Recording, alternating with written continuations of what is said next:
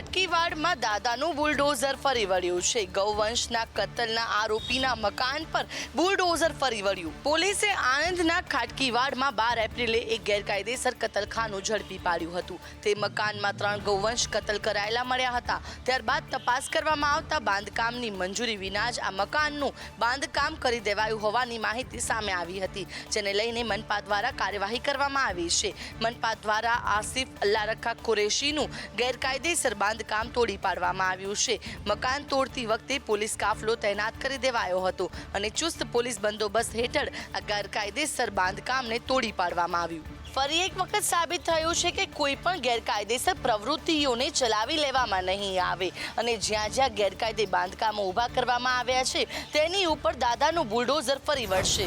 રાજકોટના સરકારી તબીબોને લઈ મોટો ઘટસ્ફોટ થયો। સરકારી તબીબો ખાનગી હોસ્પિટલમાં પ્રેક્ટિસ કરતા હોવાનો ઘટસ્ફોટ થયો।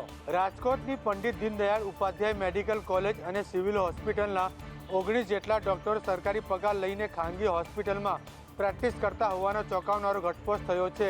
ડોક્ટર દોશી નામના સામાજિક કાર્યકરે લખેલા પત્રથી આ મામલો સામે આવ્યો છે, જે સોશિયલ મીડિયા ઉપર વાયરલ થયો અને રાજકીય તેમજ આરોગ્ય વિભાગમાં ખળભળાટ મચાવી દીધો છે। આ પત્રમાં ઓર્થોપેડિક, રેડિયોલોજી અને પેથોલોજી વિભાગના ડોક્ટરોના નામ અને ખાનગી હોસ્પિટલના વેબસાઇટ પરથી મળેલા તેમના ફોટા સાથેની વિગતોનો ઉલ્લેખ થયો છે। આ ઘટનાઓને રાજ્યના આરોગ્ય વિભાગની કામગીરી અને નિયમો પર સવાલો ઊભા કર્યા છે। મેડિકલ કોલેજના ડીન ડોક્ટર ભારતીય નિવેદન આપતા કહ્યું, તપાસ કરી જરૂરી પગલાં લેવામાં આવશે। સાબરકાંઠાની સાબર ડેરીનો વિવાદ વધુ કર્યો છે, જેના કારણે પોલીસ પ્રોટેક્શન સાથે દૂધની હેરાફેરી કરવામાં આવી રહી છે।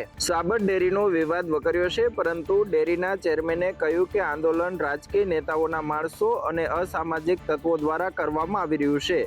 આ આંદોલન હેઠળ છેલ્લા 4 દિવસમાં કેટલાય લીટર દૂધ રોડ ઉપર વહ્યું છે, જે મુદ્દે ચેરમેને કહ્યું કે રસ્તા પર ટેન્કરના વાલ ખોલીને દૂધ ઢોળનારા પશુપાલકો નહીં પરંતુ અસામાજિક તત્વો છે અને એટલે જ આવા અસામાજિક તત્વોને રોકવા માટે હવે દૂધના ટેન્કર પોલીસ પ્રોટેક્શન હેઠળ સાબર ડેરી પહોંચાડવામાં આવશે। ખેડબ્રહ્મા હિંમતનગર રોડ ઉપર 7 ટેન્કર આજથી શરૂઆત થઈ છે। સાબર ડેરીમાં અસામાજિક તત્વોના ત્રાસથી દૂધની રખેવાળી કરવા માટે આજથી પોલીસ પણ કામે લાગી છે। ગુજરાત કોંગ્રેસમાં ફરી કંઈક નવા જૂનીના એંધાણ વર્તાઈ રહ્યા છે। પૂર્વ સાંસદ વિક્રમ માડમે ચૂંટણી લડવાની ના પાડી દીધી। હું દેવભૂમિ દ્વારકાની અંદર હવે ચૂંટણી લડવાનો નથી। ફરીને તમારા મીડિયાના અને વિક્રમ માડમ બોલે એ જ પ્રતિજ્ઞા છે। વિક્રમ માડમને બીજી પ્રતિજ્ઞાની જરૂર નથી લડવાનો તો નથી લડવાનો। જનતાએ પોતાની લડાઈ પોતે લડવી જોઈએ। દર વખતે કોક આવીને લડી દેશે, ક્યાં લગી કોક લડી દેશે? કારણ જાણવું હોય તો જનતા જાણે છે, તમે જાણો છો। મહાકાય કંપનીઓ અવડા રૂપિયા લઈને આવે અને જનતા ટાણે 5 વર્ષ કામ કર્યા પછી એક મત ન આપી શકે તો એ જનતા માટે તમે ક્યાં સુધી લડી શકો? જનતા ન સુધરે તો મારે સુધરી જવું જોઈએ। હું ઓપન કહું છું ને, તો હું સુધરી ગયો છું। 18 વર્ષમાં મારું એક સ્ટેટમેન્ટ દેખાડી દો। મને એટલો અધિકાર તો છે ને જનતાને જો મારા જેવો માણસ ન જોતો હોય તો મારે સમજી જવું જોઈએ અને હું સમજી ગયો છું। જનતા જાણે, જનતાનું કામ જાણે। કોંગ્રેસના માધ્યમથી, કોંગ્રેસના સંગઠનથી જનતા માટે મારાથી જેટલું થશે એટલું કરીશ। વિક્રમ માડમની આ જાહેરાત બાદ કોંગ્રેસની રાજનીતિ ગરમાયેલી જોવા મળી રહી છે। વિક્રમ માડમની આ જાહેરાત પાછળનું કારણ શું, તેને લઈને પણ અનેક ચર્ચાઓ ચાલી રહી છે। સાબર ડેરીના ભાવફેરના વિવાદમાં આપે ઝંપલાવ્યું છે। આપ હવે મોડાસામાં ખેડૂત અને પશુપાલક સાથે મહાપંચાયત કરશે।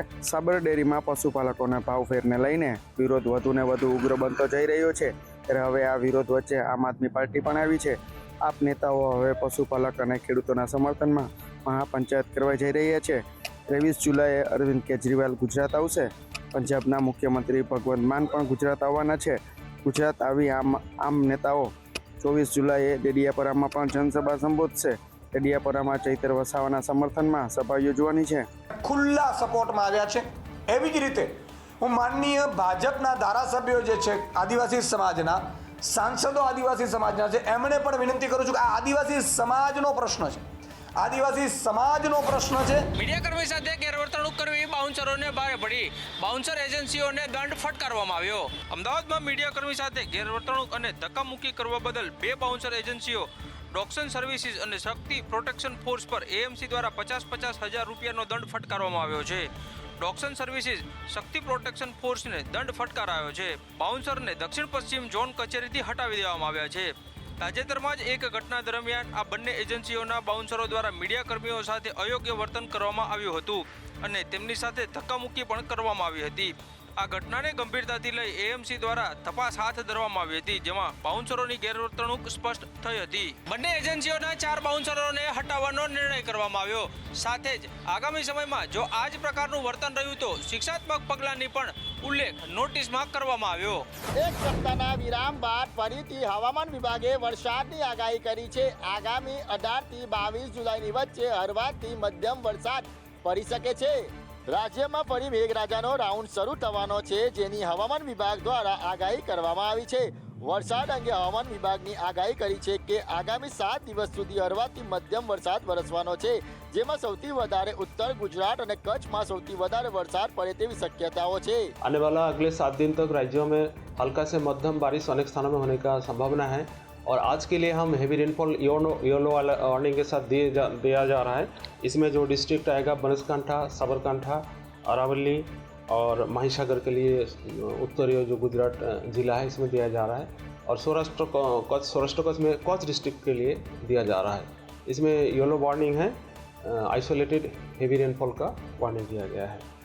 और आजकल जो और बाकी आगे 5 दिन के लिए थंडरस्टॉर्म विथ लाइटनिंग का भी वार्निंग है, अब 18 से लेकर 22 जुलाई तक.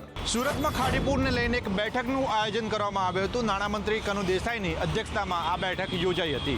વરસાદના પ્રથમ ચરણમાં જ સુરત જળમગ્ન બન્યું હતું, જેને લઈને લોકોમાં ભારે રોષ જોવા મળ્યો હતો. આ બનાવની નોંધ કેન્દ્ર સરકારે પણ લીધી હતી અને ખાડીપુરને દૂર કરવા માટે ટકોર કરી હતી. ત્યારે છેલ્લા 1 અઠવાડિયાથી સુરતમાં અનેક વિસ્તારોમાં ખાડીપુરના અવરોધને દૂર કરવામાં આવી રહ્યા છે. તે જ અંતર્ગત ફરી એકવાર બેઠકનું આયોજન કરવામાં આવ્યું હતું. નાણામંત્રી કનુ દેસાઈની અધ્યક્ષતામાં સુરત મહાનગરપાલિકાના કમાન્ડ એન્ડ કંટ્રોલ સેન્ટરમાં આ બેઠક યોજાઈ હતી. બેઠકમાં Surat collector, SMC commissioner, mayor અને ભાજપના પ્રમુખ હાજર રહ્યા હતા. આપણા બધા પદાધિકારીઓ અને આપણા અધિકારીઓ કન્સલ્ટન્ટની સાથે મિટિંગ કરીને આપણે આને કેવી રીતે આ પ્રશ્નને સોલ્વ કરી શકીએ. આપણી પીપી મંજૂર થઈ ગયેલી છે, ડીપી મંજૂર થયેલી છે, એ એરિયામાં આપણે અત્યારે શું કરવું, પરંતુ આપણે આ પ્રશ્ન કેવી રીતે સોલ્વ કરવો એ ઇરિગેશન ડિપાર્ટમેન્ટ અને બીજા બધા ડિપાર્ટમેન્ટના સંકલનમાં રહીને આપણે એનો ચોક્કસ રીતે નિકાલ કરી શકીશું. અને ટૂંકા ગાળાના આયોજન તરીકે જે જીગા તળાવો છે અને બીજા જે દબાણો છે એને તાત્કાલિક હટાવવાનો નિર્ણય કરવામાં આવ્યો.